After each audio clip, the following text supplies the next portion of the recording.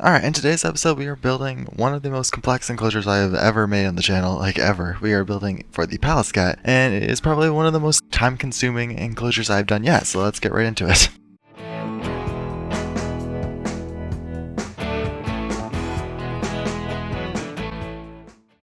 Alright, so hello everybody, and welcome back to an episode of House of Tropics, I guess? I don't really know. This isn't really House of Tropics, this isn't really OakWood Zoo.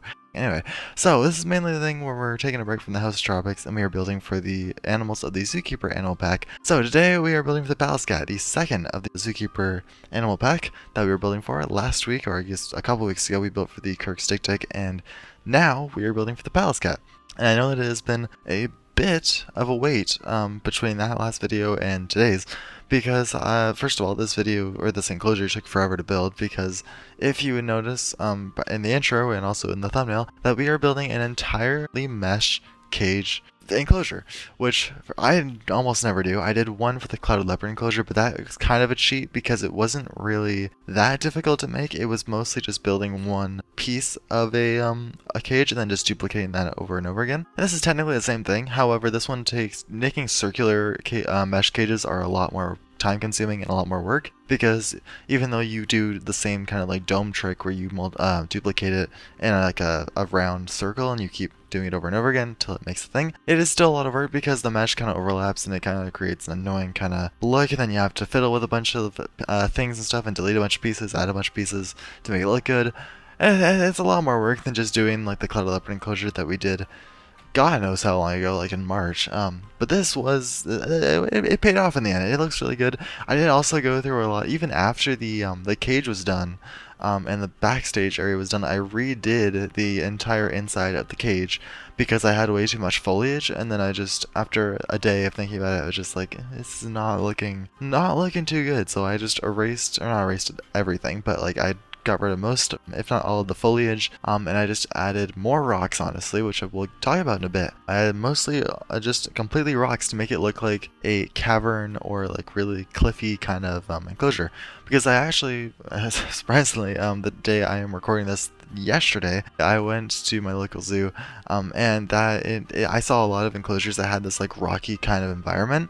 Also, if you want to see like pictures from the zoo and stuff, I post them all on my Instagram. I'll link it down below.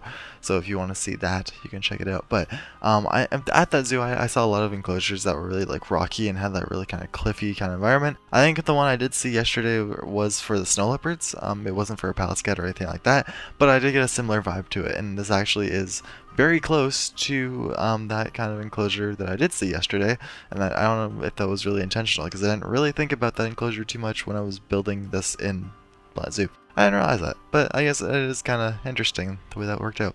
But anyway, I think this turned out really good. I think it turned out to be worth the wait, and it turned out to be worth the suffering of making the cage.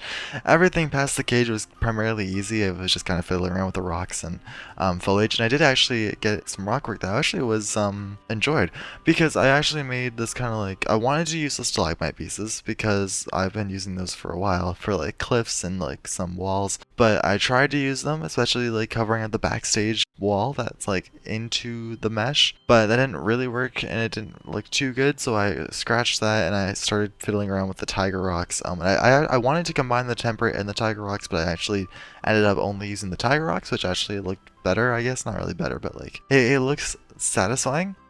And I started to make kind of like the very large pillars of rocks, which almost look like, I don't know what they're called. I know the stalagmites are the ones that are hanging from the ceiling. I don't know what the ones that are growing up from the ground, I don't know what those are called. Someone tell me what it's called in the comments below, or I'll put the definition up on screen. But I kind of made those out of like the tiger rocks, and I kind of spread them all around the enclosure to make some super cool like jet out kind of rocks, which it looked really good. I really like it. I wanted to make it feel like the habitat was elevated, like it was like a cliff kind of in the middle, and it kind of worked its way down. I didn't have too much space to work with because it is a small animal in general, and I didn't want to make the enclosure way too big. And also, after I fiddled around with the cage and got a satisfying like circle with no mistakes or anything, like no gaps, I didn't really want to redo it just to make it bigger. So I left it at that, and I said, you know what, the PALLAS CAT could probably fit in here. It's good. And now my fail-safe for this was that I was gonna make an enclosure like the cage, and then if it was for the right size, if it was a bit smaller, then it would be for the PALLAS CAT, which that is the way it turned out. But if it was a bit too big for the PALLAS CAT, I was originally going to turn it into the African leopard enclosure, because that was also another one. Obviously, it's another cat, so we could also work for this. Now, I do have plans in the future to build for at least 3 of the new species. But I do have plans to build for the Hamadryas baboon, the Markhor, which is one that I actually might be building for next, or the African leopard. But anyway, back to the episode. Back to the enclosure. So yeah, the cage looks amazing in the end. I really enjoyed how it turned out. I am sorry that I didn't actually have it filmed, like me making it in the footage. It was a lot of tinkering with like the different deleting parts and adding parts. It was a lot to take in. It was a lot to do, and I just honestly, part of it was forgetting to record. But then again, after I forgot to record part of it, it was just like, okay, I'm almost done. I don't know if there's really a point to recording this because it's gonna be like starting in the middle.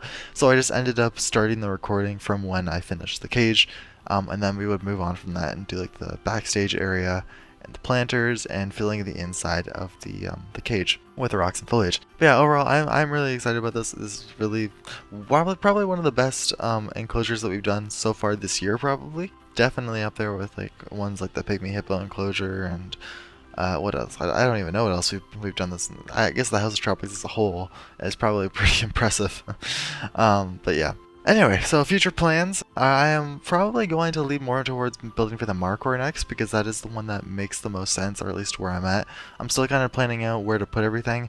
I'm trying to do some enclosures outside of the House of Tropics, but I'm also trying to not do too many, because I want to finish the House of Tropics without it starting to lag and like crash. Now, I wonder if this is going to end the same way as OakWood Zoo. If we add too many enclosures, it will crash, or will it maybe survive longer? Who knows? But I do plan to build for a few more of the animals outside of the House of Tropics, especially the ones from the Zookeeper Pack. The Spectacled Bear and the Safaka I am hopefully going to be able to build into the House of Tropics, or at least the Safaka, because that one seems like a giveaway, honestly. The Spectacled Bear is one I didn't really plan on building for bears in the House of Tropics, because it's a hard one to build for in like a house, like a kind of setting, because you don't often see bears in like actual big buildings. They usually are separated by themselves in real life zoos. So that is a tricky one. I might just put that off to the side. I'm not sure. I also don't really like building for bears in general, so I will see if I can come up with something for that. But that is why I'm saying the Markhor is probably the one that is going to be up next, because it is just one that feels doable. And I also do have a spot for it in mind, which is right next to the PALLAS CAT enclosure. So I have the Markhor there, and I also want to put another one around that area of the PALLAS CAT and the Markhor, and like that area, I guess it's like the left side of the House of Tropics, where you had the pygmy hippos in that big area. I want to add the Markhor, and I also have one other animal that I have not decided yet, probably something a bit smaller, like around the same size as the PALLAS CAT, to kind of round out that area. And then I'll probably stop with that area for now, so I don't go too much into it and then get myself carried away.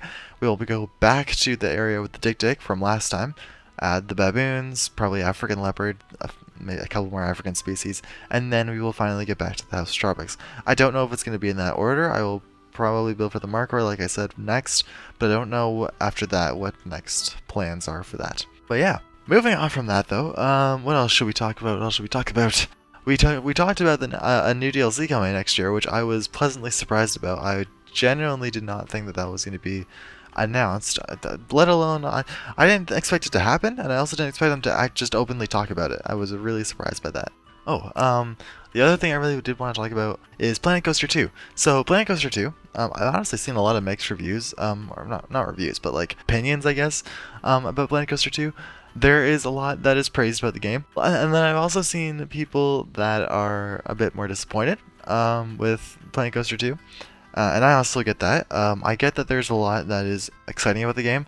Pools, obviously, water parks are the big standalone feature of Planet Coaster 2, and also probably they did a lot of stuff with the roller coaster aspect of it, like the mechanics and like the smoothness of like when you're riding the coasters. But there's also a lot of like feedback for the game, especially for like how difficult it is to actually use it.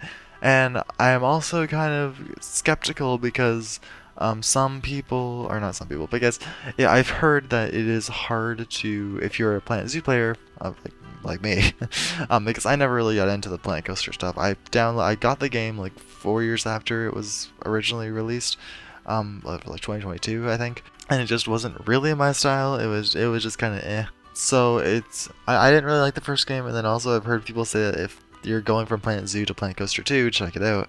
It might be hard to like learn because there's a few different things that is like tricky like to master, and I am a bit nervous about that going into it. I haven't bought the game yet. First of all, I didn't get early access, obviously, which I don't really blame Frontier because I haven't really shown that I actually any feelings toward the game so far, because honestly I don't really care about it that much.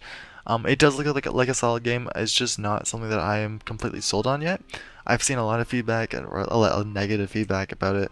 Not about like the overall game, but specific things about it, like some of the pieces and like how it is to navigate through the controls. I want to wait until a few updates pass for the game. Probably, I mean, the day of launch, we already got like them saying they're gonna do patch notes like next week or whatever. Um, so they're already giving details about their improving stuff. So that is a good sign. I want them to continue with this. I also they're probably gonna get DLCs, of course, for Planet Coaster 2. But I am skeptical of the game. I am just going into it with a bit of caution. I have not bought the game yet. I don't really plan to as of now. I do have some ideas floating around of what to build. I just don't know if I'm actually going to be able to like build what I want to without having to take several hours to actually learn how to do it again. I would honestly rather just kind of stick to Planet Zoo for now and finish up with the Zookeeper pack, and then maybe switch over to that. Maybe, I'm not sure. I also have a general busy like schedule right now going on, so I'm also going through that. So there's a lot of stuff going on. I just don't really want to put Planet Coaster 2 in there when I'm not really sure about it. But I will if I will honestly probably going into it. I will honestly probably start going into it probably in the new year, whenever that may be, January, February, around that time. I will try to dip my toes into Planet Coaster 2, and we'll see how that goes. But for now, I can confirm that I am after building enclosures like the Palace Cat one and the Tick Tick. I can say that I am not leaving Planet Zoo, at least not yet. For a while. I know I also posted a Fortnite video, which was very out of my element last week. But honestly, I feel like that might be the only one I do as it like for a really long time, because that was about the Marvel stuff, and like now the Marvel season is over for that game, so it's kind of. And then they started a new season, and that's just kind of like, I played it, but it's just not that enjoyable to me. So now I am full back, most likely, I am full back on Planet Zoo, which is very enjoyable. I also did play a bit of Fall Guys, and I'm starting to get into that because I like making maps. I just didn't really have the time for it. So now I'm doing kind of both at the same time. So yeah. And also just general life stuff as well. So anyway, I hope you all enjoyed. I really, that's pretty much all I have to say for now. We've gone over everything.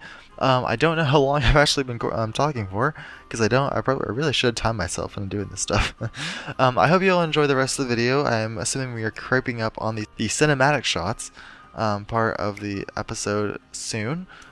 So with that, I am going to log off for today. I hope you all have enjoyed. This enclosure is one that it took a lot of work, so I'm really hoping you guys enjoy it, and I'm really hoping you want to see more because of it. If you did enjoy the enclosure, and if you want to see more, because we will be building for most likely all of the rest of the Zookeeper Animal Pack animals, hit the subscribe button so you do not miss that, because we will be building for them in the next couple weeks. Not a couple weeks, the next few weeks. We'll probably be building for one more in the next couple weeks. But yeah, hope you all have enjoyed, and I will see you all in the next one. Subscribe, hit the like button, and enjoy the rest of the video. Bye guys, have a great rest of your day.